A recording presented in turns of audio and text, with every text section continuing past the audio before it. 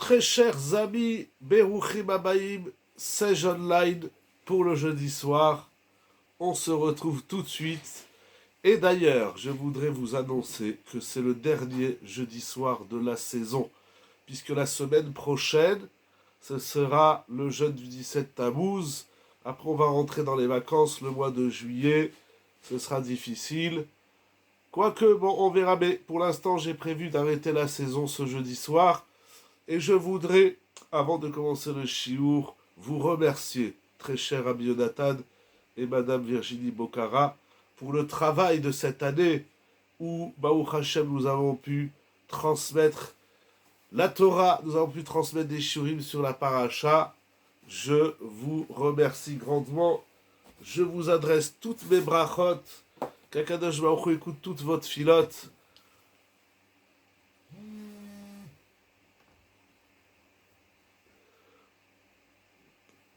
Voilà, je vous adresse, vous adresse tout, vous écoute toute votre filote, je vous adresse toutes mes brachot, que je vous donne la force, la santé, la parnassa, le shalom, les enfants, banim les banim, oskim matom et mitzvot.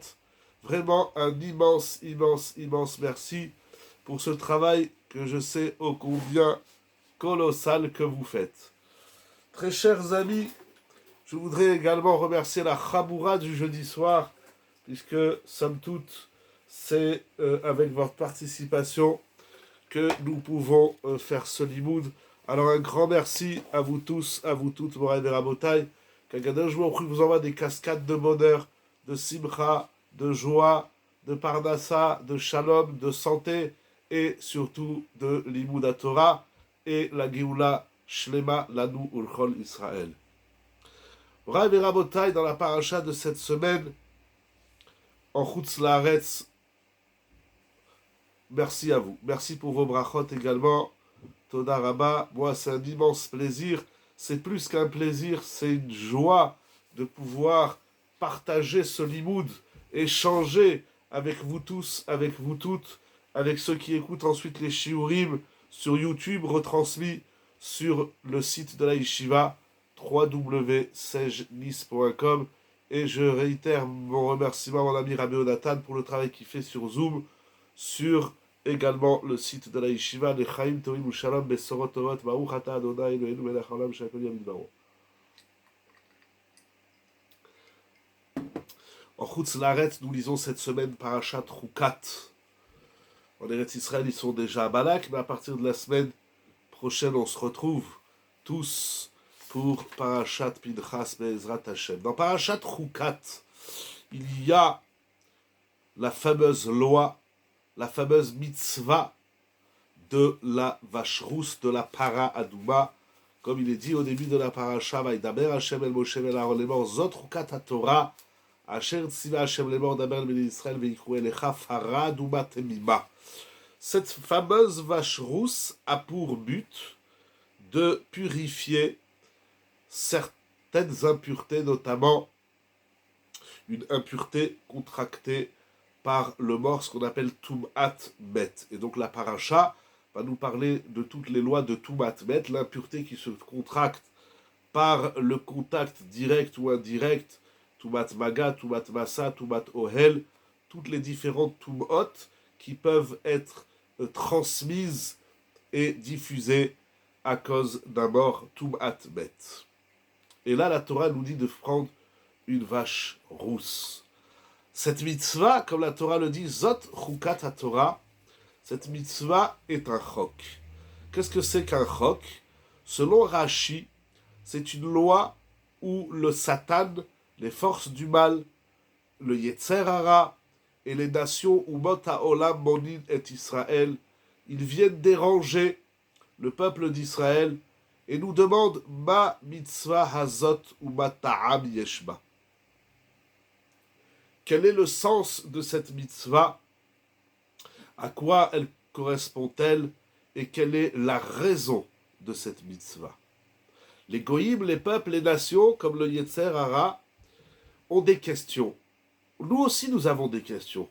Bien évidemment, on étudie la Torah, nous avons des questions. La vache rousse, nous avons tous la question. Le seul qui a compris la vache rousse, c'est Moshe Rabbeinu. Shlomo Amelech a tenté, il n'a pas réussi. Les maîtres ont souvent cherché le sens de cette mitzvah. Quelle est la différence entre le Satan et les Umot Haolam d'un côté et le peuple Israël de l'autre côté? C'est que le Satan et les Umot Haolam, ils veulent comprendre deux choses. Premièrement, ma mitzvah azot. Qu'est-ce que c'est que cette mitzvah? Ça me rappelle la question du rachat dans la Gada de Pessah. Deuxième question, quelle raison il y a dans cette mitzvah? Ça aussi, nous avons ces questions. Le Chacham aussi dans la question, etc. Quelle est la différence entre la question du Chacham, la question du rachat? Quelle est la différence entre la question du Satan, des Umot Haolam, des nations, et de l'autre côté les questions du peuple d'Israël? Quelle est la différence? Rashi nous dit que la différence c'est Moninet Israël. Ils viennent nous déranger. Tu as une question. Tu n'as pas besoin de faire des manifestations de mécontentement. Tu n'as pas besoin d'aller déranger. Tu as une question. Eh bien, cherche, débrouille-toi avec ta question. Tu n'as pas besoin d'ameuter le monde entier et tu n'as pas besoin de critiquer. Tu n'as pas besoin de titiller Israël. Tu as des questions sur la Torah, nous aussi on a des questions. La différence c'est que nous on est dans le système et on continue. Toi, les Satan et le Umot Haolam, vous êtes à l'extérieur du système. Vous avez des questions sur notre système et vous venez nous déranger. C'est presque une blague ce que dit Rashi. C'est incroyable. Et de quoi vous vous mêlez? De quoi le Satan et le Umot Haolam ils se mêlent? Qu'est-ce qui vient nous déranger dans notre Torah et dans nos mitzvot? La Torah elle est ni pour le Satan ni pour le Umot Haolam. Et les Goïm ils viennent nous déranger avec les questions qu'ils ont sur la Torah. C'est pour cela, il dit Rashi, Katav ba chuka. La Torah, c'est un chok. Gzerai milefanai, c'est un décret. En lecha reshut leharer acharea. Tu n'as pas le droit de remettre en cause cette loi. Ça, c'est comme ça que Rashi explique et ouvre notre paracha qui parle de la para Adouma. La para Adouma, c'est une mitzvah qui d'ailleurs connaît dans le Talmud, dans les Mishnayot, un traité entier qui s'appelle Masechet Para. C'est la Masechet, le traité de la vache. Dans ce traité de Mishnayot, les sages d'Israël vont expliquer et vont structurer cette mitzvah. Mais on ne dérange pas l'autre. Tu as une question, tu as une incompréhension, ne casse pas les pieds aux autres. Vis avec ta question. Si elle te fait mal au ventre, ben tu n'as qu'à boire du thé ou te reposer à Niludea ou venir au Beth Midrash étudier la Torah. Mais qu'est-ce que tu nous casses les pieds avec tes questions? Gzeraïm irefanai. Akadosh Baruch Hu dit, moi j'ai décrété comme ça. Tu veux savoir pourquoi? Viens au Beth Midrash si tu trouves la réponse. Très bien, si tu la trouves pas, c'est pas grave. Avance. On n'a pas le droit de remettre en cause la loi de la Torah sous prétexte qu'on ne sait pas la structurer et qu'on ne sait pas la comprendre. C'est comme ça que Rashi, Akadosh, ouvre notre paracha. Il y a quelque chose d'incroyable dans le concept des chukim que nous allons voir tout de suite. Mais avant de voir qu'est-ce qu'un chok, nous allons voir tout de suite, mais je voudrais d'abord ouvrir le chiour avec une question, une réflexion très intéressante tirée du Sefer Talele Chaim de Rab Chaim Cohen. Dans son Sefer Talele Chaim, le Rav Cohen, Alav Shalom, il fait le constat suivant. Rashi va écrire un peu plus loin dans la paracha, parce que la Torah, elle a dit au verset 19, Pasuk, Gimel et Dalet, versets 3 et 4. Donc dans les premiers psukim de la paracha, la Torah va nous parler des lois de la para Adouma de la vache rousse. Nous n'avons plus de vache rousse, et c'est écrit dans la Mishnah, Masechet Para, qu'à la fin des temps, lorsque viendra le Mashiach, enfin une certaine période de l'histoire, lorsque viendra le Mashiach, eh bien on fera la vache rousse pour purifier tout le peuple d'Israël. La Torah nous dit, cette vache rousse, après toutes les conditions, la Torah, une des conditions, Untatem ota el Azar à Kohen. Vous donnerez la vache rousse à El-Hazar le Kohen. Velakach El-Hazar à Kohen pasuk dalet. Et deux fois, la Torah nous dit que c'est El-Hazar qui doit faire opérer tout le procédé de la vache rousse. Je cherche un dernier pasouk. Très bien.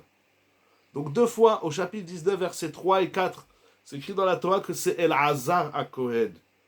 Et il dit Rashi, au pasuk Gimel, mitzvata bisgan.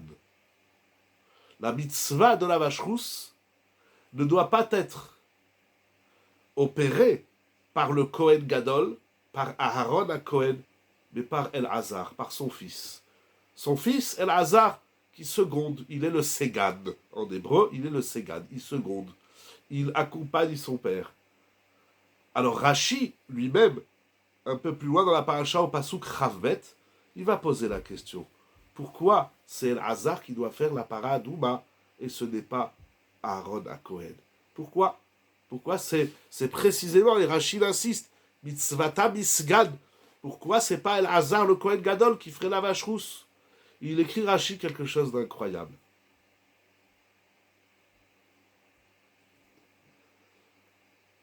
El-Hazar à Kohen. כשם שנקראלו על הארון שהוא כהן לעשות העגל, ולפי שהארון עשה את העגל, לא נעשית עבודה זו על ידו, שאין קטגור נעשה סנגור. Il dit Rachid quelque chose d'incroyable. Il dit deux points extraordinaires. Premier point, c'est El-Hazar qui doit faire la vache rousse. Tout le peuple doit se réunir autour de El-Hazar de la même façon que pendant la faute du veau d'or, ils s'étaient tous réunis autour de Aaron pour que Aaron il leur fasse le veau d'or. Et comme c'est écrit dans la paracha de Kitissa, que c'est Aaron qui a fabriqué le veau d'or, il a fait le Hegel. Pour quelle raison, pourquoi, comment? C'est le sujet de paracha de Kitissa. En tout cas, le fait est que c'est Aaron à Kohen qui a fait le Hegel, enfin, qui a fabriqué ce veau d'or, ce Hegel à Zahav. Il avait certainement de bonnes raisons, c'est pas le sujet. En tout cas, ce veau qui a été fabriqué par Aaron au moment de la faute du veau d'or a conduit le peuple, directement, indirectement, a conduit le peuple à commettre la faute du veau d'or. Maintenant, on va faire la vache rousse. Donc, premier point de Rashi, comme vous vous êtes réunis autour de Aaron pour faire le veau, et bien maintenant vous allez vous réunir autour de El-Hazar pour faire la vache. Et pourquoi c'est pas Aaron qui ferait la vache? Il dit Rashi, parce qu'on a une règle dans la Torah qui s'appelle En Kategor Naasa Sanegor. C'est-à-dire, l'accusateur ne peut pas devenir la défense. Puisque Aaron, il est quelque part, je le dis entre guillemets, c'est vraiment pas le sujet, mais puisqu'il est il a une part de responsabilité, ou en tout cas de participation, il a une part participative au veau d'or, alors il ne peut pas opérer la vache rousse, ça doit être son fils El-Hazar à Kohen. Donc selon Rashi, il semblerait clairement que Aaron, ici, il est d'un niveau inférieur à son fils. Son fils n'a pas fabriqué ce veau, il peut faire la vache rousse, parce que comme Rashi a rapporté au nom de Rabbi Moshe Adarshan, c'est ramené dans les Midrashim également, que la vache rousse, elle vient réparer d'une certaine façon, à comprendre, ça aussi il faut comprendre, elle vient réparer la faute du veau d'or. Donc le père a fauté, enfin il n'a pas fauté, Chazé Shalom, mais il a eu une participation dans la faute d'Israël, quelle qu'en soit la raison. De l'autre côté, c'est son fils El-Hazar qui va nettoyer, réparer la faute de son père. Alors déjà, c'est incroyable. Pardon, si on peut couper les micros, ce serait moins désagréable pour moi, en tout cas, Bechila. Alors déjà, c'est intéressant, parce que la vache, elle vient réparer l'erreur du veau. Donc c'est la mère qui va nettoyer l'erreur de son enfant. Comme ça nous dit Rashi.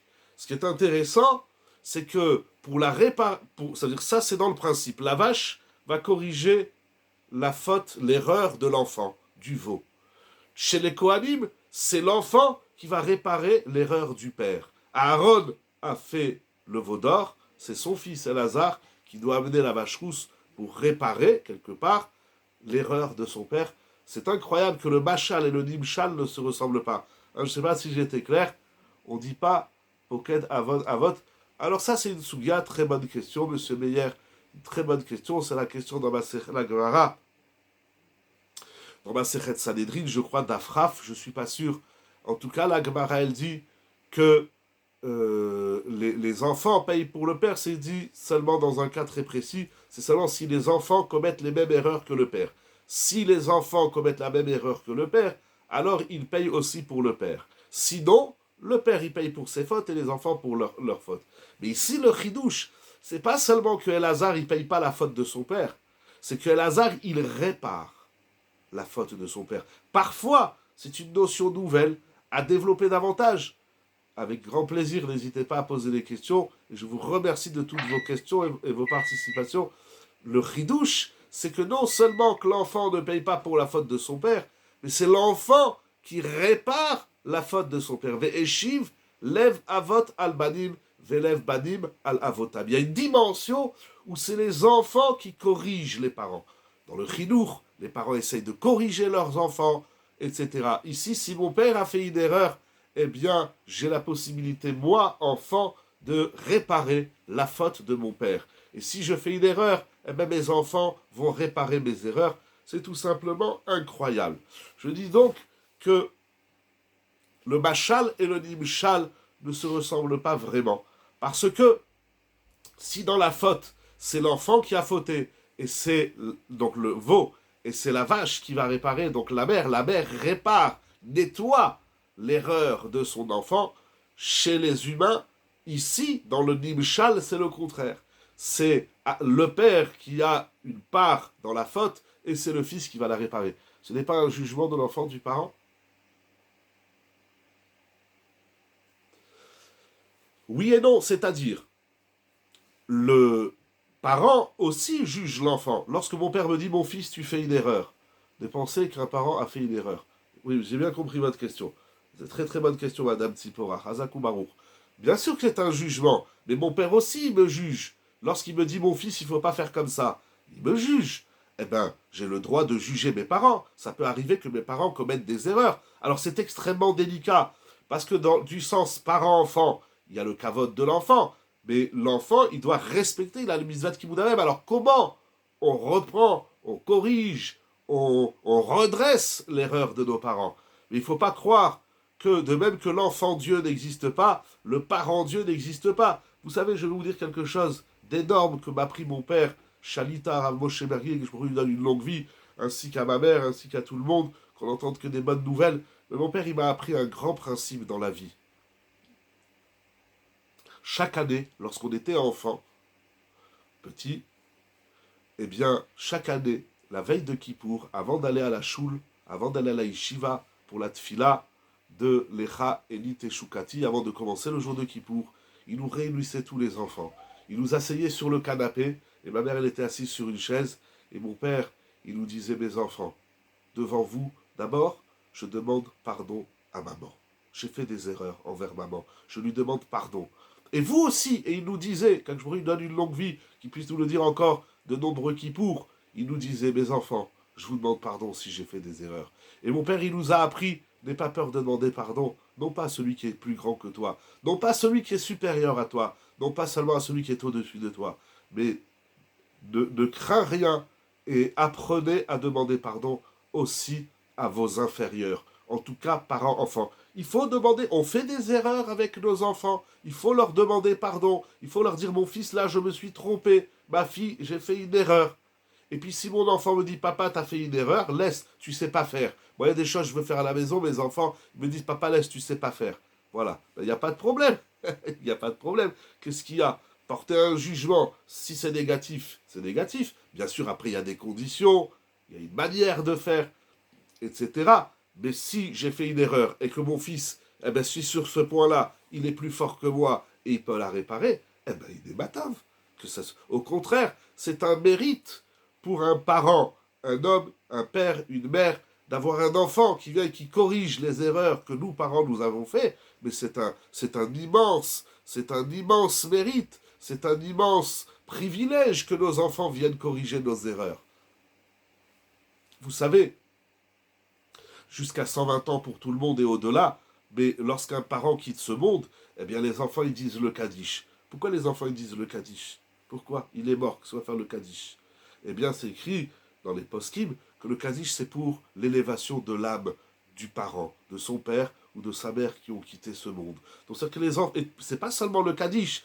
Les gens pensent que les enfants ne doivent faire que le Kaddish. Ils doivent faire des brachot, ils doivent faire de la tzedaka, ils doivent faire du limud Torah. Et tout ce qu'il faut, ils le font durant cette année où ils sont endeuillés. Ils doivent le faire pour l'élévation de l'âme de leur père ou de leur mère. Qu'Akadosh Baruch Hu donne une longue vie à tout le monde en bonne santé, dans la joie et le sourire. Mais l'enfant apporte quelque chose à son père, à sa mère, même après son décès. Qu'est-ce qu'il y a? Il ne faut pas avoir honte de dire qu'on fait des erreurs. Il ne faut pas avoir honte de les reconnaître vis-à-vis de ses supérieurs, c'est une évidence. Mais même vis-à-vis de ses, entre guillemets, inférieurs. Je vais chez mon fils, je dis mon fils, pardon, j'ai fait une erreur. Excuse-moi. Et si mon fils il voit que je fais une erreur, ma fille voit que je fais une erreur, papa, excuse-moi, c'est pas comme ça qu'on fait. Alors encore une fois, il y a les lois de Kibbout Avem, on ne dit pas à son père, papa, t'as fait une erreur, on ne dit pas à sa mère, maman, tu fais n'importe quoi, on ne parle pas comme ça à ses parents. Ça, c'est la façon dont on fait les choses. Mais dans le principe, l'enfant, il corrige l'erreur des parents. Mais c'est un mérite extraordinaire. Moi, je dis de ce que j'ai appris de mon père, Shalita, de ce que j'ai appris dans les Sfarim, je dis à mes enfants, voilà ce que je pense, voilà ce que je fais. Mais si vous constatez une erreur dans mon raisonnement, dans mes choix, eh bien, dites-le moi. Au contraire, je ne vais pas rester idiot et mourir comme un imbécile juste parce que j'ai pas envie que mes enfants ils me reprennent. Au contraire, il faut demander qui dans la Torah, quel est l'enfant dans la Torah qui a corrigé. Donc on va voir ici Al-Hazar, mais il y en a d'autres. Bon, on va pas passer la soirée sur les exemples, mais donnez-moi, est-ce que vous avez un autre exemple dans la Torah où un enfant a corrigé l'erreur de son parent? Est-ce que vous avez des idées? Alors, y a-t-il un champion ce soir ou une championne? Bien sûr, Baruch Hashem, vous êtes tous des champions et des championnes. Alors, vous n'avez pas d'idée. Eh bien, il y a Myriam. Lorsqu'on était en Égypte, Abraham, le père de Moshe Rabbeinu, de Myriam et de Aaron, à Avraham. Avraham, très bien, voilà, Avraham. Pardon, j'ai pas entendu la question. Quel est l'enfant qui a corrigé l'erreur de son père ou de sa mère dans la Torah? Alors, vous avez dit Avraham, c'est très bien. Avraham, il va corriger les erreurs de Terach. On a aussi Myriam. Moi, je pensais à Myriam. Lorsque on est au début de Shemot, lorsque Paro a décrété qu'il fallait jeter les garçons dans le Nil, qu'est-ce qu'il va faire Abraham? Il va divorcer de son épouse Yocheved. Alors vient Myriam Adevia qui n'avait que 5 ans, et elle lui dit, papa, Xeratecha Kasha Michel Paro, le fils de Noir, qui va le couvrir aussi, également. Donc voilà, il y a plein d'exemples dans la Torah où l'enfant, où les enfants vont corriger les erreurs de leurs parents, et c'est quelque chose d'extraordinaire. Ça montre aussi, c'est même une fierté, ça montre aussi qu'on leur a appris des valeurs, et que lorsqu'on voit une erreur, eh bien, il n'y a pas de massopanim. C'est-à-dire qu'il n'y a pas, c'est pas parce que c'est mon père, tout ce qu'il fait, c'est Kodesh Kodashim. Non, il fait des erreurs. Eh bien, je vais dire à mon père, papa, excuse-moi, tu fais une erreur. Imaginez, vous êtes sur l'autoroute, et vous devez aller, je sais pas moi, à Madagascar, et puis vous êtes trompé de route, vous êtes sur la route de New York. Et bien votre enfant il me dit, papa, je crois que tu t'es trompé, il fallait prendre la première sortie à droite. On va dire, ah, tais-toi, tu ne me corriges pas, laisse-moi. Pourquoi? Merci, tu m'as corrigé. Donc c'est un grand mérite et un grand privilège. Il faut apprendre aux enfants, encore une fois, avec la forme bien évidemment, le respect, la douceur de la parole, etc. Toutes les conditions nécessaires. Mais dans le principe, c'est ça. Donc El-Hazar à Cohen va corriger l'erreur de son père, Aaron à Cohen. C'est un point extraordinaire que nous dit Rashi. Donc selon Rashi, il y a deux choses. Ce n'est pas Aaron, parce que Aaron, c'est lui qui a fabriqué le veau, donc il ne peut pas maintenant amener la vache pour corriger l'erreur du veau. Donc il faut que ce soit son fils, même si son fils, il n'est pas encore, il est Kohen Gadol, mais il y a encore son père, etc. Mais donc, l'invalidité de Aaron à Cohen, c'est parce que, mais n'est-ce pas même le principe de la Teshuvah? C'est-à-dire, qu'est-ce que vous voulez dire? Qu'est-ce qui est le principe de la Teshuvah? J'ai pas compris votre question. Vidouille harata zvatachet. J'ai pas très bien compris par rapport à quel point vous posez la question. Oui, ça, vous avez rappelé, et donc Aaron n'a pas eu l'opportunité. Alors ici, c'est une très bonne question. Il faut avancer un peu plus dans le Rashi, il faut approfondir ce qu'il dit Rashi. Non, Aziva Tachet, c'est-à-dire j'abandonne la faute, je ne la recommence pas. Mais maintenant, amener une kapara, en catégorie d'Assesanégor. puisque lui, il a amené une accusation, il ne peut pas amener maintenant, il ne peut pas être la défense. Il peut pas être l'accusation et la défense. Mais ça s'étudie dans l'Agma, c'est un sujet à part. C'est une très bonne question. Bien sûr qu'Aaron, il a fait tchouva dans la partie qui lui a incombé, bien évidemment. Il n'est pas la cause du Vaudor, Hazvé Shalom, mais en tout cas, dans ce qui le touche, il a corrigé, mais il ne peut pas amener maintenant une capara pour le clan Israël. Il faut que ça soit donc son fils. Excusez-moi, mais entre les clims et les ventilateurs, on se croirait en hiver. Bekitsour, ce qui sort de Rashi, nous dit Rapraim Cohen, c'est que Aaron ne peut pas faire ne peut pas faire la vache rousse, parce que Aaron, il est donc en position d'infériorité, d'invalidité, parce qu'il a fait le veau d'or. La question qu'il soulève, c'est qu'il ramène un texte du Zohar. Le Zohar Kadosh dit Untatem ota el Hazar, mitzvata bisgan. Comme a dit Rashi, la mitzvah, c'est que ce soit El Hazar, donc celui qui seconde le Kohen, et non Aaron à Kohen, mais il ne va pas donner la même raison. Veu kumua. Et alors, le Zohar dit, on a établi, Maï ta'ama le velo le Aaron. Pourquoi c'est El Hazar et ça n'est pas Aaron? Et là, je lis dans le Sefer Talele Chaim de Raphraim Cohen, il ramène le texte du Zohar, de Aaron loate mi sitra de tahor, et la misitra de kadosh. Ou begin de da atia le tahara, lo itia hivle. Incroyable. J'ai rien compris, c'est profond, c'est amok, mais on voit au moins une idée, nous dire Raphraim Cohen, à Cohen, que, on va traduire, Aaron, il ne vient pas de la mida de tahor, il vient de la mida du côté, littéralement, de la kdusha. Et ici, on ne fait pas de la kdusha, on fait de la tahara. C'est quoi la kdusha? C'est quoi la tahara? Je vous invite à étudier le dernier chapitre du Messilat Shecharim, il explique très bien.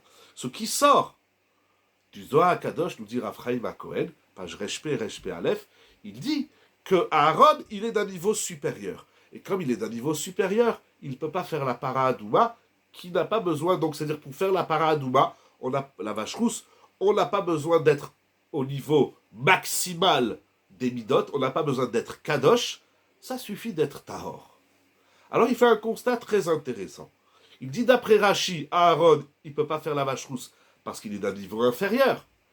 Et le Zohar nous dit, Aaron, il ne peut pas faire la vache rousse parce qu'il est d'un niveau supérieur.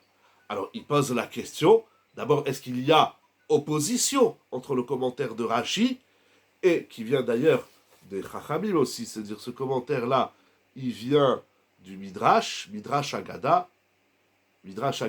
Donc Rashi, s'appuyant sur un Midrash Agada, nous dit Aaron ne peut pas faire la vache rousse parce qu'il est d'un niveau inférieur à la vache rousse. Il fallait un niveau supérieur. Et là, donc, on l'a déjà dit, c'est son fils qui est du niveau supérieur. Et selon le Zohar, Aaron, il est d'un niveau supérieur. Et pour faire la vache rousse, on n'a pas besoin du grand ponte, on n'a pas besoin du grand chef, on n'a pas besoin du Kohen Gadol. Ça suffit El Hazar. Ça suffit un niveau inférieur.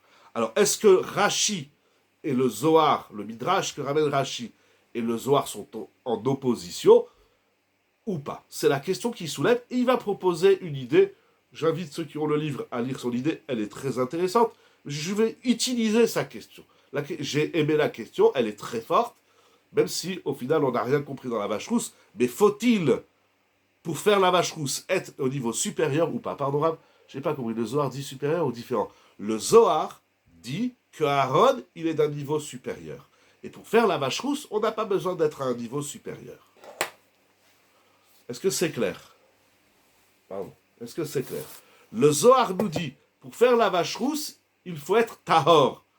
Alors que Aaron, lui, il est kadosh. Il est d'un niveau supérieur. On n'a pas besoin d'être au niveau supérieur pour faire la vache rousse, qui, elle, est d'un niveau inférieur. Donc ça suffisait de faire la vache rousse par El Hazar HaKohen. Est-ce que c'est clair la différence entre Rashi et le Zohar? D'après Rashi, Aaron est d'un niveau inférieur, alors on va monter de niveau, on va chercher El Hazar. D'après le Zohar, Aaron est d'un niveau supérieur, étant donné que la vache rousse, elle n'a pas d'un niveau maximal, eh bien on n'a pas besoin du grand Kohen. Oui, clair, même s'il me semble que dans la Tefila de Kippour, on mentionne le Kohen Gadol, Yusha ou Tahara. Alors attention, la Kedusha et la Tahara, ce sont deux midotes, j'ai pas le temps de les expliquer, je vous dis allez voir. Quelle différence entre Tahor et Kadosh? Très bonne question, allez voir le Messilat Yesharim s'il vous plaît, il va bien définir. Je savais que vous alliez poser la question au chapitre 26, il va expliquer ce qu'est la différence entre Tahor et Kadosh, mais c'est pas le sujet. Prenons cette échelle de valeur. Est-ce que pour faire la vache rousse, c'est comme celui qui a fait Teshuvah et qui se sent encore inférieur? Je vais utiliser une partie de votre réflexion, sans rentrer dans la différence entre Kadosh et Tahor. Encore une fois, pardon que je me répète, allez voir, étudier le Messilat Yesharim, chapitre 26, il va expliquer le Ramchal, quelle est la différence entre Tahor et Kadosh. Prenons dans l'échelle de valeur. La vache rousse, elle est au niveau où elle est. Est-ce que...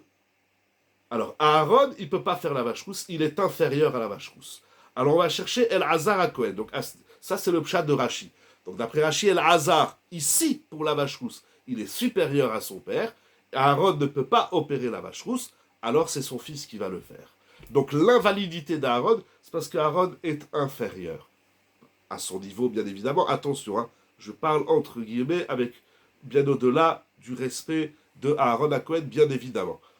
Dans cette échelle de valeur, Rachid le dit clairement, Aaron ne peut pas. Il a participé à la faute du veau d'or, il ne peut pas faire la vache rousse. Donc il est inférieur. Alors on va chercher Aaron, là, El-Hazar est supérieur. Ça c'est le schéma de Rachid. Le schéma du Zohar, c'est le contraire. C'est que la vache rousse, elle est au niveau où elle est. Aaron est d'un niveau supérieur. On n'a pas besoin d'un niveau supérieur. Alors ça suffit de prendre El-Hazar. Ce niveau supérieur et inférieur s'appelle la Kdusha et la Tahara. Ayen, allez voir le Messilat Yesharim. C'est très intéressant, vous devez faire quelque chose dans la vie. Vous allez dans une boutique, vous allez dans un bureau, et vous dites, voilà, je veux prendre rendez-vous avec le grand patron, parce que je dois faire ce dossier. J'ai besoin du grand patron, du directeur de la banque, du ministre des Finances, etc., dans n'importe quel domaine de la vie. Et alors, la secrétaire vous dit, non, mais vous savez, pour ça, vous n'avez pas besoin de déranger le directeur, le sous-directeur peut le faire. Alors, est-ce que la vache rousse, c'est un petit dossier, ça suffit d'avoir un petit Cohen et Aaron est d'un niveau supérieur, ou bien la vache rousse, c'est un grand dossier et Aaron, il est inférieur, alors on va chercher El-Hazar. C'est ça le schéma, j'espère que c'est clair, c'est ça le schéma de la discussion qu'il y a entre Rashi et le Zohar, que fait remarquer donc Raphaïm à Cohen. La question qui soulève, après ce constat, c'est est-ce qu'il y a ici une contradiction, une marloquette, une opposition ou non. Et c'est très intéressant parce qu'il va aller dans le sens de conjuguer le pshat de Rashi et du Zohar Kadosh. Pour plus de développement, je vous invite à aller voir son discours et je vais utiliser le schéma de son discours. Ça veut dire quoi? C'est-à-dire qu'en vérité, Aaron est inférieur qu'elle a fauté. C'est-à-dire qu'il a fait Teshuvah. Oui, puisque Bimkom chez Baal Teshuvah, très bien. Vous rejoignez aussi ce qu'elle a dit Tzipora, hein, Madame Bokhara, vous ramenez tout ça à la Teshuvah. Très bien. Donc, ça veut dire quoi? Mais je prends une partie de votre discours aussi également, et une partie du discours de Raphaël Cohen, et il sort quelque chose de génial. Qu'est-ce qui sort? En vérité, on peut dire que chez Aaron, il y a, comme chez tout le monde d'ailleurs, ce qui m'intéresse, c'est qu'est-ce que je vais comprendre dans cette histoire, qu'est-ce que je vais tirer comme valeur, comme notion, comme leçon. En vérité, chez Aaron, comme chez tout le monde, il y a deux aspects. Il y a un aspect inférieur et il y a un aspect supérieur. La question de savoir à quel moment dans la vie je dois utiliser la partie inférieure de mon être et à quel moment je dois utiliser la partie supérieure de mon être. Dans les mots du Ramchal, notamment dans Da'at Tevunot, la partie inférieure, c'est le corps. La partie supérieure, le gouffre. La partie supérieure, c'est l'âme, la Neshama. Akadosh Baruch Hu nous a créé, c'est qu'une question de temps et de... Le deuxième mot est de tafkid. Ah, de temps et de tafkid. Ok. En tout cas, le temps qui nous a imparti dans ce monde, dans le Olamazé, Akadosh Baruch Hu nous a créé comme ça. Il va dire même qu'il y a 5 niveaux. Bon, on ne va pas trop rentrer dans le Da'at Tevunot, c'est très intéressant ce qu'il écrit. Akadosh Baruch Hu nous a créé avec un élément inférieur qui s'appelle le gouffre. le corps et ses aléas, ses besoins, etc., etc. Le corps, c'est un univers. Et il y a la Neshama. La Neshama, c'est la partie supérieure. Donc on est tous, dans ce Rashi et dans ce Zohar, on est tous face à une situation où je suis tiraillé, je suis en opposition, où je suis en complémentarité de mon gouffre, de mon corps et de ma Neshama. La question, comme dit aussi le Chovat Almavot, c'est de savoir est-ce que c'est le Sechel qui va gérer le gouffre ou est-ce que c'est le gouffre qui va entraîner le Sechel. Donc ce débat, en vérité, on le connaît. Mais regardez, il va sortir. Pourquoi Rachid ne considère que le corps et le Zohar que la Neshama? Le Zohar, c'est la Neshama ici. Très bonne question. Très très bonne question. En simple, en très simple, c'est encore un grand sujet votre question. Rashi, ce qu'on appelle c'est un pashtan. Rashi, il est dans la réalité du monde. Il vient nous dire le pshat. La réalité, c'est qu'on travaille avec le corps. Le Zohar, il est dans l'absolu. L'absolu, c'est la Neshama. Et justement, il y a très longtemps, j'avais fait un chiour. C'était à l'école orthorale, les Gadenet, lorsque ma mère elle était directrice du GAN. J'avais fait un chiour, je l'avais appelé la réalité et les moyens. Il y a l'absolu et le relatif. Le Zohar nous parle de l'absolu et il faut y arriver. Il faut arriver à des niveaux très élevés. Rashi, il nous parle de la réalité, mais les deux sont importants. Au milieu, nous avons la Shita de Rav Wolbe, à la Vacham, que nous étudions en ce moment avec mon ami Rabbi Yonatan, dans Maré Shavuot, dans les Sfarim de Rav Wolbe. Qu'est-ce que le corps? En vérité, ce n'est pas une opposition, ce n'est pas une marloquette. Il faut trouver un équilibre, pas qu'un équilibre, mais il faut trouver le moyen d'évoluer avec son corps et par sa Neshama. Mais c'est un sujet à part. Donc en vérité, on est en plein dedans. Le matin, vous vous posez la question, est-ce que vous vous levez pour la tfila, messieurs par exemple, ou pas? Le gouffre, il dit reste au lit. La Neshama, elle dit lève-toi. On est dans le... Et l'homme est au carrefour du corps et de la Neshama, ou pour reprendre l'expression du Ramchal, l'homme, il se trouve dans le chibour, c'est-à-dire dans la liaison qu'il doit faire entre son corps et sa Neshama. Il ne faut pas rester en marloquette, il ne faut pas rester en divergence, il ne faut pas rester en frustration du corps et de l'âme, il faut au contraire vivre dans ce chibour, dans cette liaison corps et âme. Quoi, comment, où, etc. La même chose, comme l'homme, comme monsieur, comme madame, chacun, il a, ça, comme tu as dit, vous avez dit, j'ai pas vu qui c'est qui a dit, peut-être c'est Moshe tout à l'heure, chacun il a son tafkid, chacun il a son rôle, chacun il a ce qu'il a à faire sur terre, bien évidemment, mais quel que soit le niveau de tzaddik, de Benoni, qui n'existe pas d'ailleurs, de rachat, de Hédiot, peu importe là où on est, tout le monde a face à lui deux éléments qu'on appelle de façon plus générale le Yetzara, le Yetzeratov, etc., etc., etc. On connaît tous ces discours. Et donc c'est pour ça que je les écoute. Et on va continuer avec la vache rousse. Quel est donc le chidouche de la vache rousse? Si ce soir on est venu pour dire que le Kohen qui va opérer la vache rousse, il est à la fois très haut et à la fois il est descendu parce qu'il a fait une faute, ça on le sait déjà que l'homme il peut monter très haut et il peut descendre très bas, que s'il est descendu très bas, il peut remonter très haut. On le sait, vous avez dit des Baal et Teshuvah. On le sait du peuple d'Israël qui est tantôt comparé aux grains de sable et tantôt comparé aux étoiles. Donc en vérité, si on est venu ce soir pour dire ce que tout le monde sait, il n'y a rien d'intéressant. Je vous remercie de m'écouter depuis à peu près une demi-heure, mais on n'a rien dit d'extraordinaire. Si le Yesod, c'est attention, tu es composé d'un corps et d'une âme, d'un côté bas et d'un côté élevé, ça vous allez me dire, ça on le savait déjà, c'est l'animal qui devient Kadosh, les Chayot à Kodesh. Ok, je ne vais pas parler de ça, c'est une autre idée. Sarah Volbe, il parle beaucoup de ça, Kdushat Tagouf. Mais je ne vais pas aller dans ce sens, je vais ramener quelque chose à mon tout petit niveau, qui n'en est pas un, comme vous le savez très bien, bien évidemment. Qu'est-ce que moi je peux tirer de ça? Si on est venu dire que l'homme il est composé de corps et d'âme, d'un côté positif, négatif, d'énergie positive, ça tout le monde le sait, il n'y a aucun chidouche. Quel est donc le chidouche, la particularité de la vache rousse? Si la vache rousse, elle vient nous dire, tu sais, tu es composé d'un haut et d'un bas, je veux dire ça, la vache rousse, je le sais déjà. Ok, alors regardez. Regardez, il y a d'abord, je ne vais pas, bien qu'on a un peu de temps, oui, on a encore un peu de temps, très bien, alors on va peut-être lire quelques phrases. N'oublions pas que la vache rousse s'inscrit, comme nous l'avons dit, dans les Choukim. Ah, pardon, je vois qu'un seul point.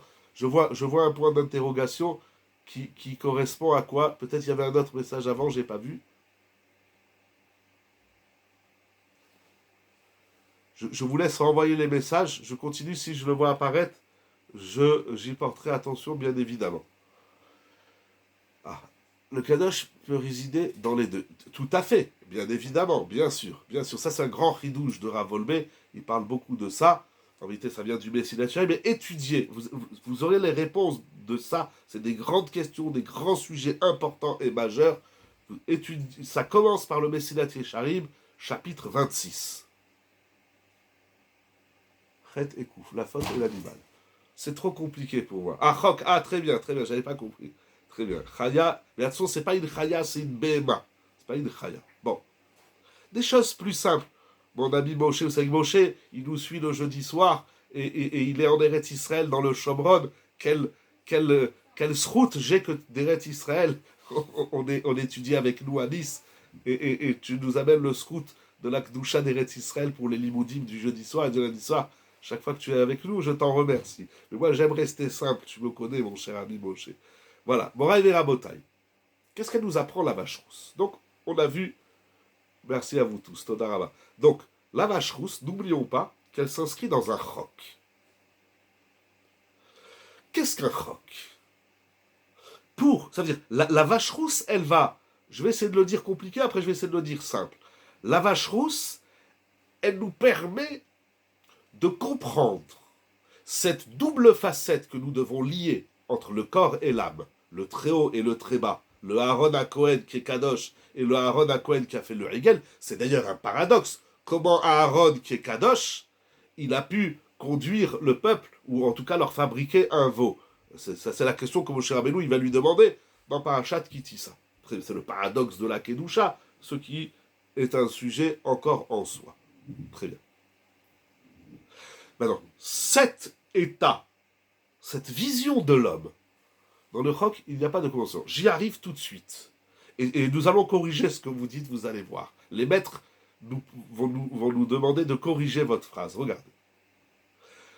Ce concept qui dit, cette réalité même, qui dit que je suis composé d'un corps et d'une âme, d'un très haut, d'un côté très haut, et d'un côté très bas, ça s'inscrit dans un roc.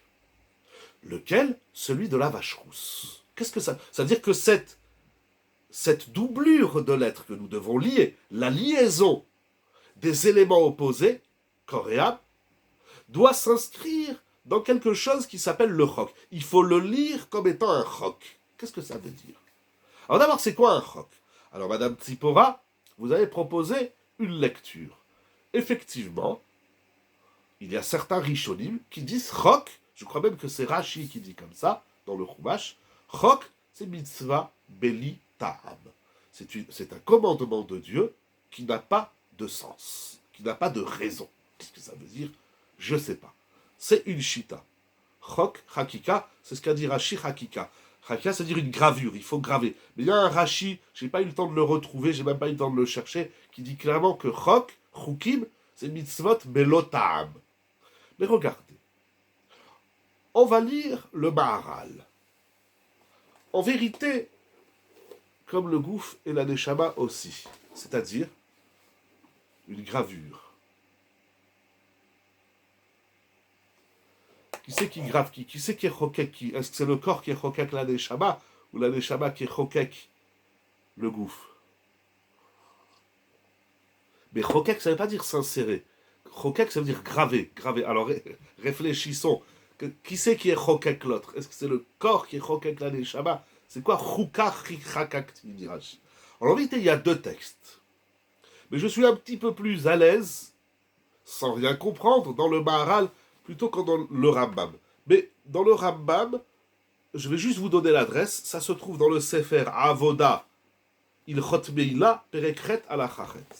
Mais je vais plutôt lire une idée. La para vient réparer le contact avec le mort là-bas. Le Kodesh est donc vie pure. On va revenir sur cette idée, non pas de la mort, nous n'allons pas parler de la mort. Pardon, excusez-moi, j'ai mon Sefer qui est tombé. Et donc la page est partie. Ah, regardez. Regardez qu'est-ce qu'il dit le Maharal. On va finir l'année avec un Maharal. Qui a un long discours qui est passionnant et très très riche. Qui va justement expliquer qu'est-ce qu'un chok. Et il dit comme ça. Le Maharal parle des chukim dans tous ses livres, dans beaucoup de ses sfarim, mais là je suis dans Gur Aryeh Parashat Rukat, et ensuite nous allons voir le Gur Aryeh dans Parashat Bechukotai. C'est pas la première fois que la Torah nous parle des chukim. Regardez qu'est-ce qu'il nous dit le Maharal à Kadosh. Rumevadai. Ta'am yesh bechol mitzvah ou mitzvah. Le Maharal se refuse, il le dit clairement, hein, je ne peux pas tout lire, c'est dans l'édition de Rav Ertman, Machon Yerushalayim, il y a 4 pages, 3 pages, avec les notes de Rav Ertman. Le Maharal se refuse d'entendre qu'il y a dans la Torah des commandements que Hachem nous donne qui soient sans raison. C'est pas possible. C'est inadmissible de faire des choses et de dire que ce que nous faisons, ça n'a pas de sens. C'est pas des choses qui se disent dans la Torah. C'est pas des choses qui se pensent. Mais Vadaï, il est certain, Ta'am yesh bechol mitzvah ou mitzvah. Dans chaque commandement qu'Akadosh Baruch Hu nous a livré, de réaliser, il y a un ta'am. Il y a une raison.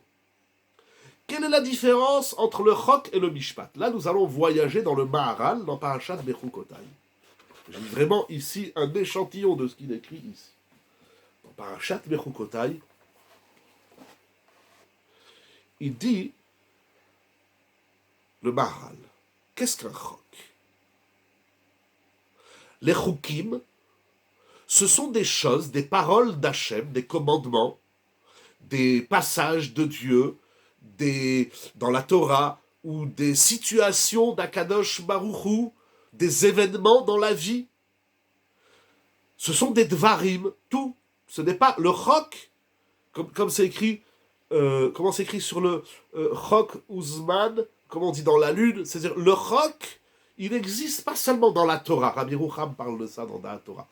Le chok, ce n'est pas qu'une loi que nous ne comprenons pas. C'est pas ça le chok. Le chok, c'est la partie d'Akadosh Baruch Hu qui nous échappe. Il y a une partie d'Akadosh Baruch Hu qu'on peut appeler, si tu veux, la couronne. Non, la couronne, ça nous échappe. Pardon, la couronne, oui, c'est le Keter, si tu veux. Il y a le Ramchal, et en vérité, ça vient de la Torah, dans le Chumash. Il y a 2 aspects. Il y a un divin dévoilé. Dévoilé autant que ce que l'homme peut le dévoiler, bien sûr. Le Ha'arat Panim, le Giloui Panim. Et il y a le Esther Panim. Il y a une partie d'Akadosh. En réalité, tout nous échappe d'Akadosh Baruch Hu, bien évidemment. Mais il y a des choses qui nous laissent entrevoir. Et il y a des choses, des dvarim. Ça peut être des situations dans la vie. Ça peut être qu'Hachem nous en préserve, des épreuves. Accepter que l'on ne peut pas tout comprendre, c'est une étape obligatoire. Non, attendez. Mechila, regardez, laissez-moi 45 secondes pour vous dire juste les mots du Maharal. Qu'est-ce que c'est les chukim? Ce sont des dvarim. She'en ta'amam yadua al amitatam. Ce sont des choses, des situations. Ah, voilà. Rashi, il se trouve dans Bereshit Chava 26.5. Il dit En ta'am badavar. Rashi, il n'y a pas de raison, il n'y a pas de ta'am. Non, le Maharal, il refuse ça. Ce sont des choses, on va dire des commandements, dont la raison ne nous est pas connue. En ta'amam yadua al amitatam. Ça veut dire qu'on ne peut pas découvrir la vérité absolue dans ces commandements. Mais quoi? Ve'efshar le adam le asig me'at me'em. On ne peut pas découvrir l'absolu de cette mitzvah. Mais un peu, on peut. Ve'u olech ou ma'amik tamid yoter mima she'esig barishona. Le Maharal dit quelque chose d'énorme. Heureusement qu'il y a des chukim dans la Torah.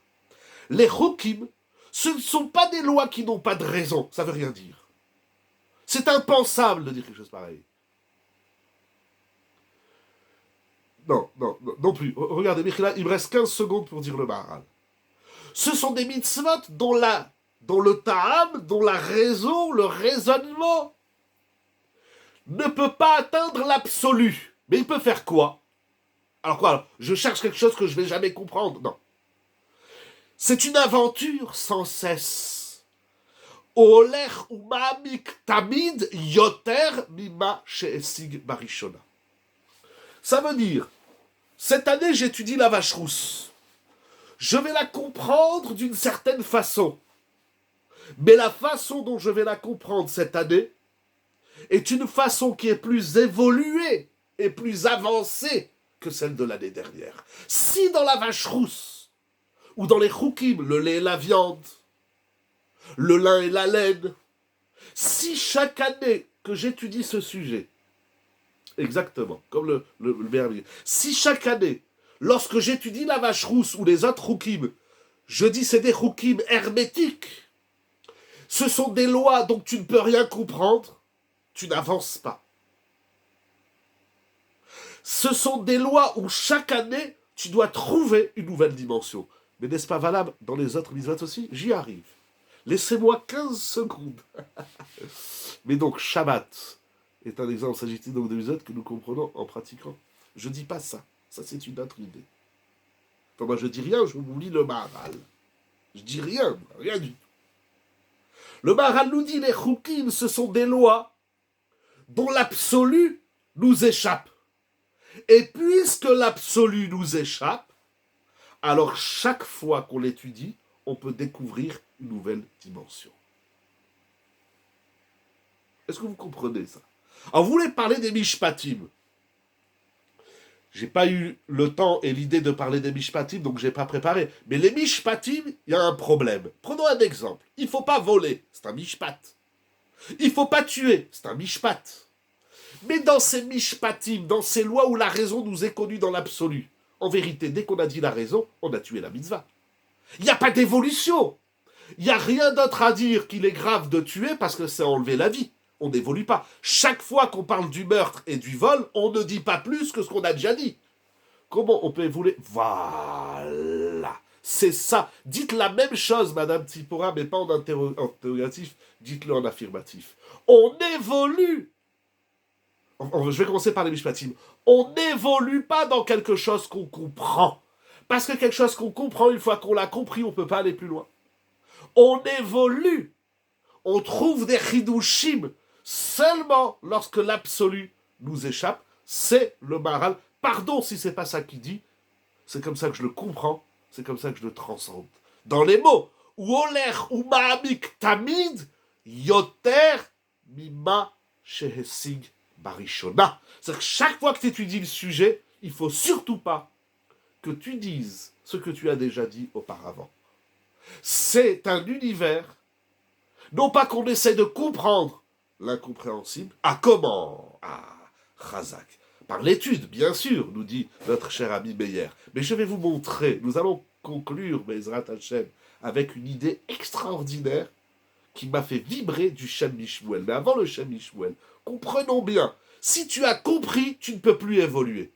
Si tu ne peux pas comprendre l'absolu, alors tu ne peux qu'évoluer. C'est extraordinaire. Morav et Rabotai, c'est pas extraordinaire ce qui est écrit ici. Du coup, le couple est une aventure infinie. Pourquoi vous parlez du couple, Madame Bokhara?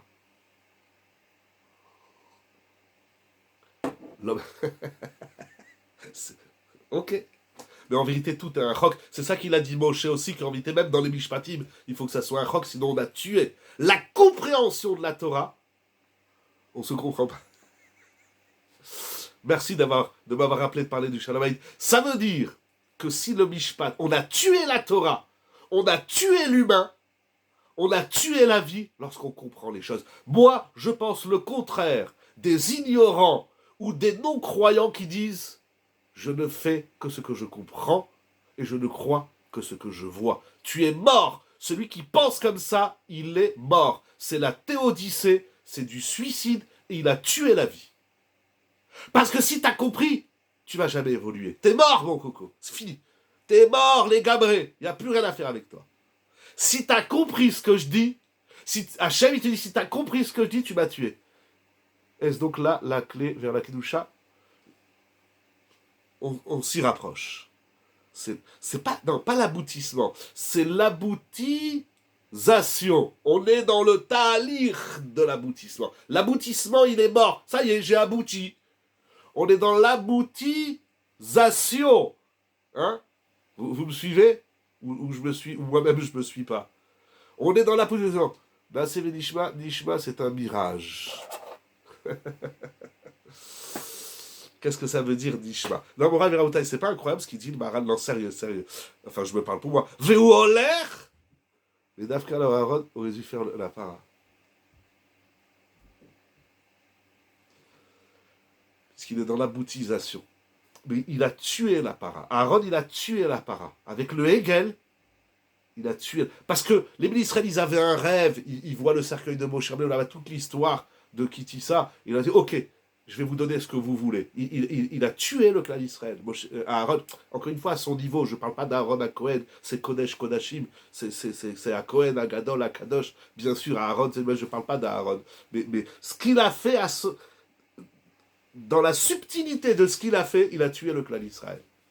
On ne donne jamais à l'homme ce qu'il veut. Quand vous donnez à l'autre ce qu'il veut, vous l'avez tué, ça y est, ça y est. Ve'achalta ve'savata.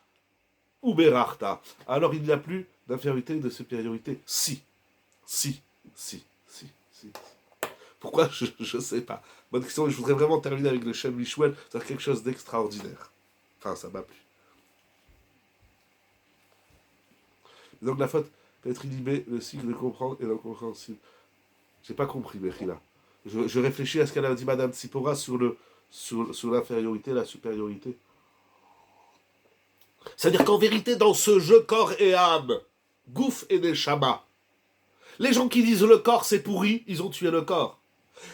Et non seulement ils ont tué le corps, ils ont aussi tué la Neshama. Pourquoi? Parce que la mission de la Neshama c'est quoi? C'est de faire un travail sur le corps. Or si le corps tu l'as tué, la Neshama elle n'a plus de mission. On a tout tué. On est tous morts. Maintenant il faut revivre. Paradouma, ça veut dire que c'est incroyable ce qu'il dit le Maral. Paradouma, c'est la paracha de la résurrection de l'être. Il ne faut pas mourir dans la Torah. Il ne faut pas mourir dans la vie. L'infériorité, ici, je pense, je ne sais pas, c'est vraiment inspiré entre Abraham Cohen, entre le Maharal. On va finir avec le Shem Mishwel. Je garde 2-3 minutes pour le Shem Mishwel. Mais c'est plus que 2 minutes le Shem Mishwel. Mais au moins, je vais dire une phrase de son long discours. Mais ça veut dire voilà, Aaron, il a dit, vous voulez quelque chose? C'est le travail des Midot qui révèle les secrets de la Torah. Effectivement, il y a tout ça. Effectivement. Alors, c'est quoi cette Mida? C'est-à-dire, la Torah, ici, dans Choukat, elle est en train de nous dire ne tuez pas la vie. Ne vous tuez pas, ne vous suicidez pas. Les gens, ils disent, mais je comprends rien. En plus que vous avez parlé du Shalom Bayit. Madame Bokhara, je vous remercie. Mais un jour, ma femme, elle m'a dit, je te comprends pas. Je lui ai dit, chérie, moi aussi, je me comprends pas. N'essaye pas de me comprendre. Dans un couple, il faut... Non mais, Razak, non seulement qu'on se comprend pas, mais il faut surtout pas se comprendre. Mais j'ai dit à ma femme et moi, mais je me comprends pas. T'avais une avamina que t'allais me comprendre. On ne vit pas dans la compréhension des choses. C'est un leurre, c'est un fantasme, c'est un mensonge. Comprendre, c'est mourir. On est dans la pas dans la compréhension. Il faut que ce soit actif. On est dans la compréhatisation. Rien ne se dit, je sais. On est dans un talir. Kibel ou Bessara. C'est énorme, Moraï et Rabotai, restons dans le Maral. Veoler ou Mahamik tamid yoter mima shesig barishona. Il n'y a pas de discours tabou dans la Torah. Il n'y a pas de discours fini dans la Torah. Il n'y a que de l'infini. Il n'y a que de l'aventure. Il n'y a que de la découverte. Il n'y a que du talir. Parce que le but, ce n'est pas d'arriver au bout. Parce qu'une fois que tu es arrivé au bout, tu es mort. Les jusqu'au boutistes sont des gens morts. Les gens qui veulent faire seulement ce qu'ils comprennent et ce qu'ils croient et ce qu'ils voient, c'est des morts. C'est des morts. Ils sont morts. Ils sont morts. Voilà, je pas d'autre mot. Ils sont morts. Ils sont morts. C'est ouf. Ça, t'as compris? Oui, je peux rentrer chez moi. Chazvé shalom. Il faut surtout pas rester avec... Il faut toujours finir avec ce que j'appelle, j'ai appris ça des maîtres, notamment Rabbi Akiva Iger, à Shalom, il faut toujours finir avec une question, à Rabotai. Toujours avec quelque chose. C'est ça, c'est ça. Il n'y a pas de mitzvah de terminer. Non, c'est pas ça, ça c'est encore autre chose. Moi, je dis pas qu'il n'y a pas de mitzvah. Je dis qu'il y a une avéra de terminer. C'est pas qu'il n'y a pas de mitzvah. C'est une avéra de finir. Si t'es fini, t'es mort. Il y a des gens qui n'ont même pas commencé, ils croient qu'ils ont déjà fini. Bon, on verra, on n'est pas là pour faire du moussard. Il dit le Shem Mishmuel. Je ne sais pas si j'ai... c'est ça, c'est ça. C'est-à-dire, cette liaison entre le corps et l'âme, entre... Lo alecha, oui, c'est ça qu'il a ramené Moshe aussi également. C'est ça, lo alecha. C'est pas, non mais, il faut pas le lire. C'est un lave. Lo alecha. Comme lo tirtsar, c'est lo, c'est assourd de finir. Il faut surtout pas finir. Surtout pas. T'as fini, t'es mort, mon coco. C'est fini, t'es mort. T'es mort. Pardon que je le répète 1000 fois, mais voilà. Non mais chérie, je te comprends pas. Mais c'est ça qui est génial. C'est là qu'il va y avoir une aventure. C'est là qu'il va y avoir de la recherche. C'est là qu'il va y avoir un avancement quotidien tamide. Et c'est là où on n'est jamais pareil. On est toujours différent. C'est ça qui dit le Maharal. C'est Dora... Non mais Rabotai, c'est Dora Ve'ayom. Là, les téléphones, ils devraient sauter en l'air. Pas les tomates. Regardez qu'est-ce qu'il dit le Shem Mishmuel. Il écrit quelque chose de nifla. Enfin, moi, ça m'a fait vibrer. Ça me fait plaisir de vous le partager. J'espère que ça vous fera vibrer aussi. Il dit le Shem Mishmuel. Il dit dans la vache rousse, il y a deux, au moins, enfin, il fait remarquer 2 points. Il y en a 10 000 dans la vache rousse. Il dit, premièrement, la vache rousse, c'est un sacrifice qui se fait où? À l'extérieur du Beth Amikdash. Un peu comme à Azazel. Il y a certains sacrifices qui se faisaient à l'extérieur. Incroyable. On vient demander la capara non pas à l'intérieur du Beth Amikdash, mais à l'extérieur du Beth Amikdash. La vache rousse, elle se fait dehors. Incroyable. Deuxième point qui fait remarquer, c'est qu'on utilise de la vache rousse. Qu'est-ce qu'on utilise de la vache rousse? Qu'est-ce qu'on prend? Avec quoi on a l'expiation de la faute du veau d'or? Avec quoi on a la pureté du mort?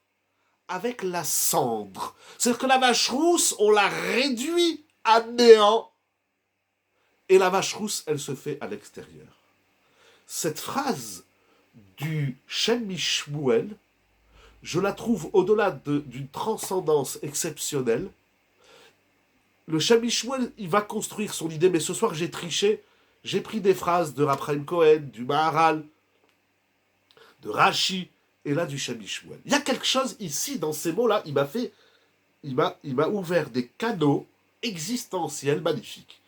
La vache rousse, premièrement, elle se fait à l'extérieur. Qu'est-ce que ça veut dire? C'est quoi l'extérieur? On va pas faire maintenant expliquer c'est quoi la chitzoniout et la pnimiout, mais c'est quoi l'extérieur?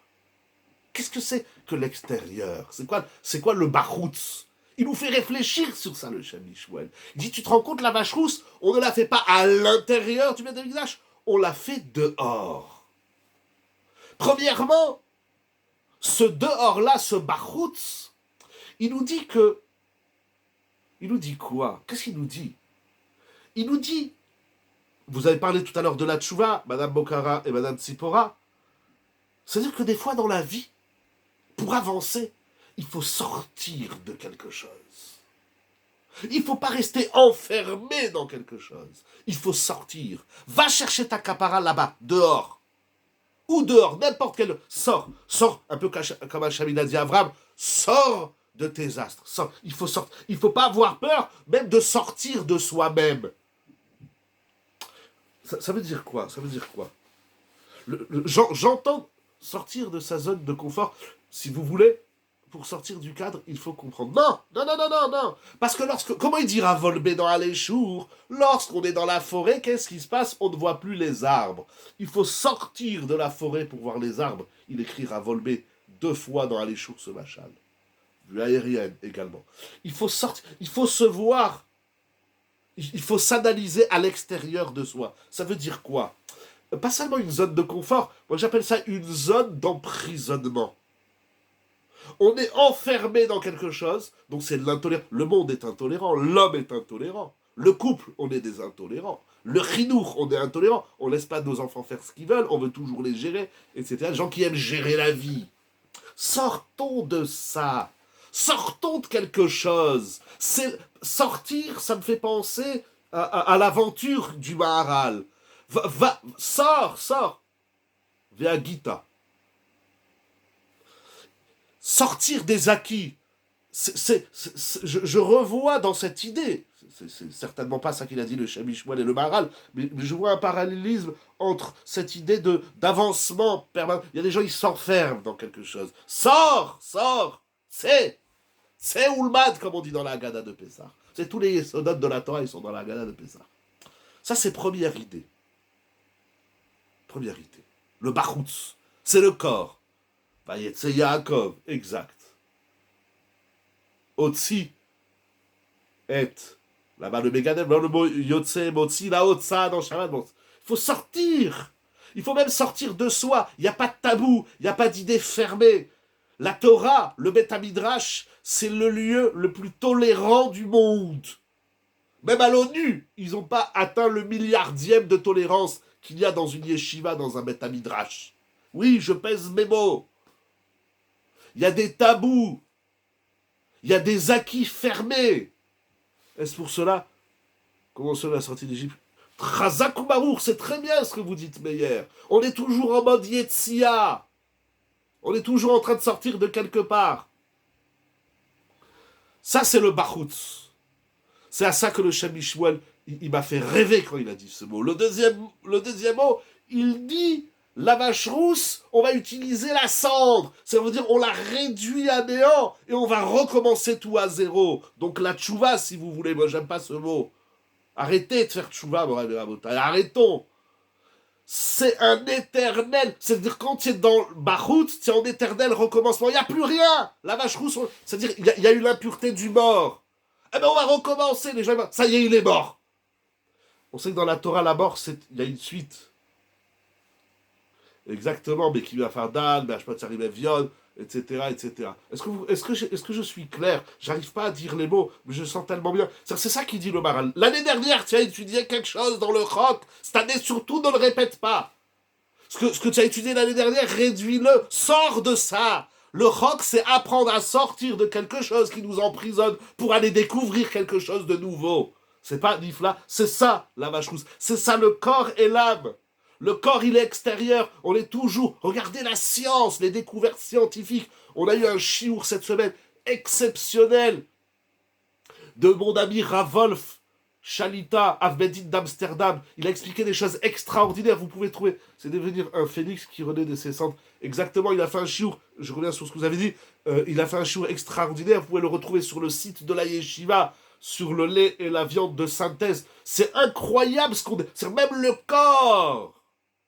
Le Maharal, il écrit il y a à peu près 4-5 siècles, il dit les scientifiques, ils connaissent même pas le corps. Mais on le voit aujourd'hui, tout ce qu'on... Mais sortir pour aller où? Pour aller vers la cendre. La cendre, ça veut dire vers le recommencement, vers le quelque chose de nouveau. Si ta vie, elle est morte, tu es en déprime, etc., recommence tout à zéro. La vie, c'est toujours... Abechadesh betuvo bechol yom tamid maaseh bereshit. Pourquoi? Moi, on m'a toujours traduit, mais le mouvement n'est pas forcément un connotation positive, par exemple, Navanad. Mais qui c'est qui a dit que Navanad c'était négatif? Ça peut être négatif. C'est peut-être dans ce sens qu'Abraham Avinu a dit à Farva et faire. Bien sûr que c'est dans ce sens, Vadaï. Pour moi, c'est dans ce sens. Le Navanad, Baaretz, je ne suis pas en train de dire t'es à Nice, va à Paris, t'es à Paris, va à Rome, t'es à Rome, va à Tel Aviv, t'es à Tel Aviv, va à New York. C'est pas le mouvement physique. Mais la galoute, la galoute. C'est quoi la galoute?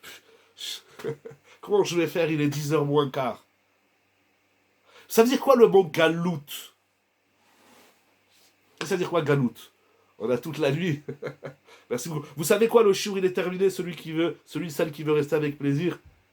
Roue. Non, galgal, c'est la roue. Galgal. Galoute, c'est une demi-roue. La lune, c'est le chidouche, et elle est composée que de cendres.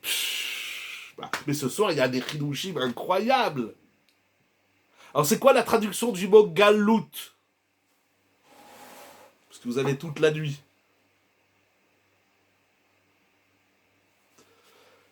Rabotaï, nous, il y a quelqu'un, ça veut dire quoi galout? Je vous entends plus. Ça veut dire quoi le mot galout? Arrêtez de traduire. Sortez, dites-moi quelque chose de nouveau. Voilà, dévoilement. Galout, ça veut dire galouille. On va vers le dévoilement de soi, le dévoilement de notre histoire, le dévoilement de la planète, et surtout, bien évidemment, le dévoilement d'Akadosh Baruch Hu. Ça veut dire qu'on était enfermé Mitzraïm. Mais Israël, l'histoire du peuple juif, c'est d'aller d'un exil à l'autre. Alors on est voué à perdre notre temps sur terre. Le juif errant, mais quelle insulte de nous appeler ainsi. On n'est pas le juif errant, mais ils sont tarés, les gars. On est le juif, le Ben Israël, on est l'homme du dévoilement. Question de Madame Fawaz, comment le Kadosh peut se réduire en cendres? Comment le Kadosh peut se réduire en cendres? Incompréhensible. Comment le Kadosh peut se réduire en cendres? Mais parce que la cendre, vous la traduisez de façon négative. Mais d'abord, Moshe, il a dit que la lune, c'est de la cendre. Bon, ben, j'ai pas fait des études sur la lune. Je suis peut-être dans la lune en étant sur Terre, mais c'est quoi la cendre? Qui c'est qui a dit que la cendre, c'est négatif? Voilà, Madame Bokhara, elle a rappelé Avram, il a dit Anochi Afar Vaefer. Et c'est quoi la cendre? C'est quoi la cendre? Qu'est-ce que c'est la cendre? Pourquoi la cendre, ça a tout de suite une connotation négative ou quoi? Qu'est-ce qu'il y a la cendre? Qu'est-ce qu'il y a? Vous savez que la cendre, on fait des engrais, on fait plein de choses avec la cendre. Je sais pas quoi. On fait de l'encre, on fait... Pourquoi c'est négatif? Qui c'est qui a dit que la cendre, c'est négatif? Moi, je sais pas, il n'y a rien de négatif. Dans la vie, il n'y a rien de négatif. Chas v'shalom, je parle au quotidien. Pourquoi la cendre, c'est négatif? Pourquoi c'est négatif? Qu'est-ce qu'il y a de négatif? Ça salit, mais la sauce tomate aussi, ça salit. La cendre dans l'idée de ne pas avoir peur, d'aller à la découverte. C'est pas un siman avelout, lo alelu. La cendre, oui, mais c'est pas que siman avelout, c'est siman anava. Il y a plein de choses dans la cendre.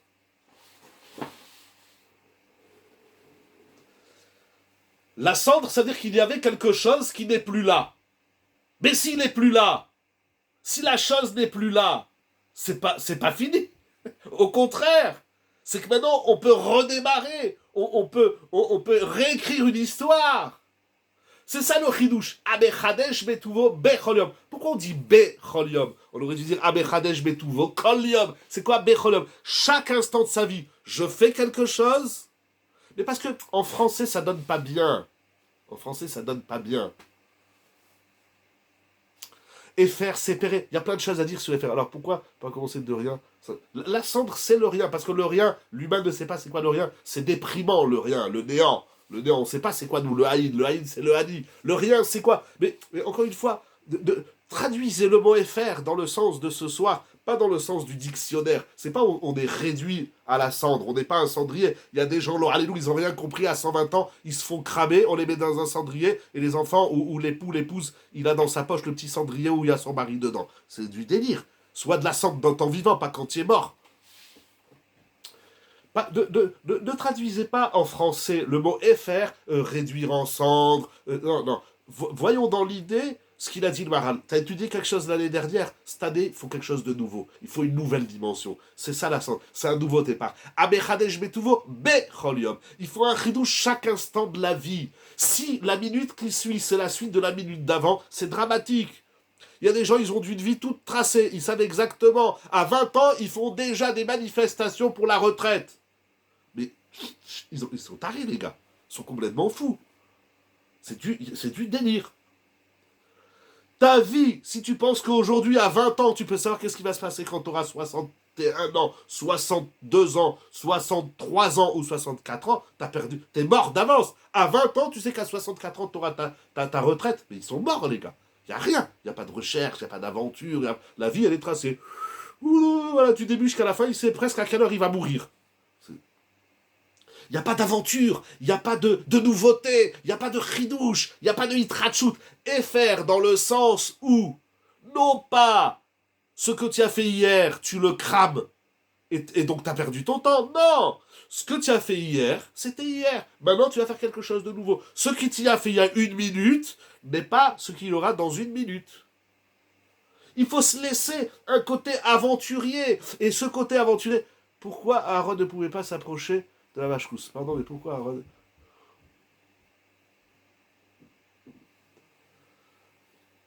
Alors, question par question. La question de Madame Tsipra, il n'y a pas de problème. Ah, alors la question serait pourquoi Aaron dans Sac Doucha? Mais à un moment donné, Aaron, il a amené quelque chose dans le monde qui s'appelle la condamnation, le catégore. Le catégore, c'est celui qui fait tout pour défoncer l'autre. Comme ça, on ne peut pas avancer. Alors, il a fait tchouva, il n'a pas fait tchouva. Bien sûr qu'il a fait tchouva, on ne sait même pas s'il a fait une avéra. C'est pas une avéra, mais il a introduit ça chez le clan d'Israël. Ça veut dire, bon, il y a une gemara comme ça dans la Seren Nedarim, c'est-à-dire que des fois, et c'est peut-être très beau, tout à l'heure vous avez parlé du couple, c'est peut-être très beau, on a besoin d'un en face, on a besoin d'un bachoutz, on a besoin d'un regard extérieur pour sortir de ce qui nous emprisonne. Aaron, il s'est enfermé dans quelque chose, il ne peut pas lui-même en sortir. Il fallait que ça soit son propre fils qui le sorte de ça. Il nous faut quelqu'un qui se trouve à l'extérieur. Il y a quelqu'un qui dit attention, là t'es en train de t'enfermer, là c'est pas bon là. Et cette opposition permanente du couple, bien sûr dans l'amour et dans la joie.